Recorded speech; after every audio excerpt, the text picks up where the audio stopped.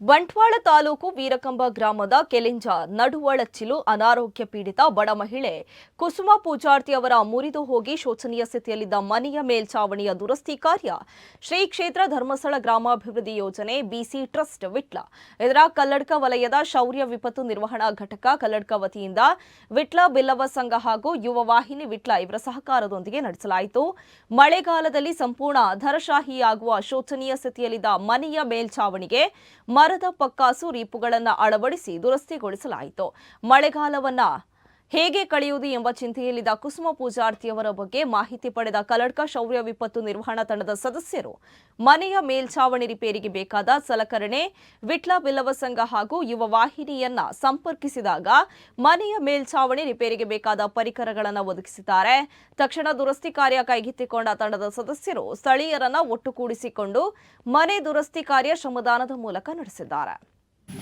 ಮಂಜುನಾಥ ದೇವರನ್ನ ದಯವಿಟ್ಟು ಒಂದು ಗಿಡ್ಡ ಕೆಲಸ ಇಲ್ಲದ ಮಾಡ್ತದ ಗುರಿ ಆ ದೇವರು ಮಾತೆರೆಗ್ಲ ಬದ್ದು ಕೆಲಸ ಮಾಡ್ತಾನಕ್ಲಿಗ ಆ ದೇವರ ಎಡ್ಡೆ ಹೋರಾಟ ಅದ ಸದಸ್ಯರನ್ನ ಮಾತೆರೆಗ್ಲ ಮೂರು ಬತ್ತು ಇಂಕ ಸಹಾಯ ಮಾಡ್ತಾನೆ ಆ ದೇವರ ಎಡ್ಡೆ ಹೋರಾಟ.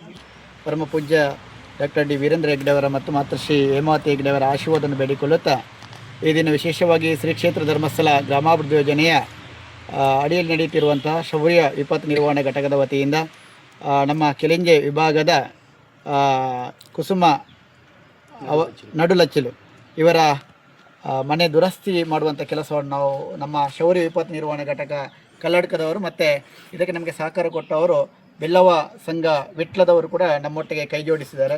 ವಿಶೇಷವಾಗಿ ಇವರಿಗೆ ಮನೆ ದುರಸ್ತಿ ಮಾಡುವಂಥ ವ್ಯವಸ್ಥೆಯನ್ನು ಈ ದಿವಸ ನಾವು ಶೌರ್ಯ ವಿಪತ್ತು ನಿರ್ವಹಣೆ ಘಟಕದಿಂದ ಮಾಡ್ತಿದ್ದೇವೆ.